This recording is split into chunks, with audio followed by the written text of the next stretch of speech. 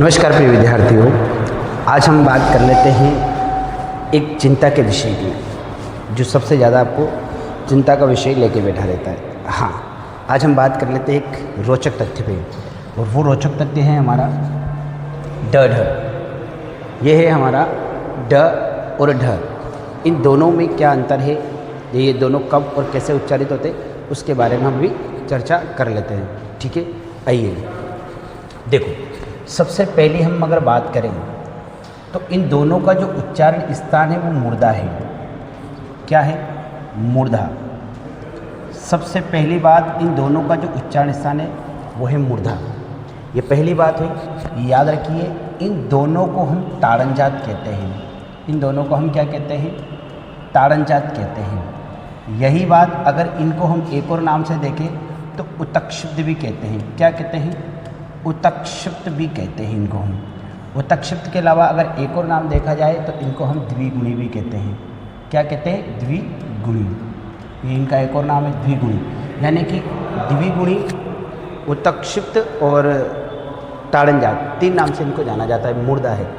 एक और बात मैं आपको बोल देता हूँ, इसी के अलावा ये जो ध्वनि है ये अल्प प्राण है। कौन सी ध्वनि है?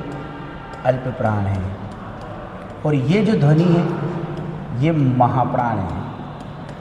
कौन सी ध्वनि? महाप्राण।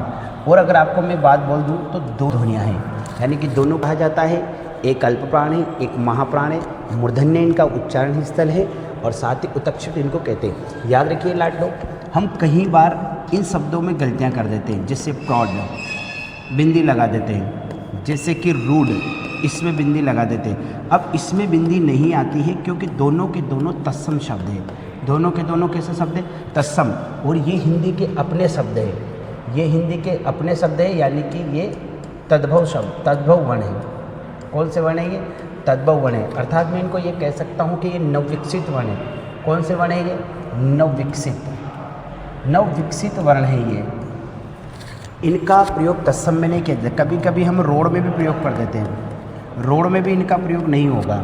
या तो इन वर्णों का प्रयोग मध्य में होगा या शब्द के आखिरी में। या तो शब्द के आखिरी में इनका प्रयोग होगा या मध्य में इनका प्रयोग होगा। तत्सम शब्दों में इनका प्रयोग नहीं होगा। अंग्रेजी में भी इनका प्रयोग नहीं होगा, जैसे रोड में नहीं होगा, प्रौढ़ में नहीं होगा। अब आप यहाँ सड़क में इनका प्रयोग कर सकते हो, सड़क में इनका प्रयोग कर सकते हैं। मिलते हैं अपने अगली क्लास में इसी रोचक अंदाज के साथ। तब तक के लिए बहुत बहुत धन्यवाद।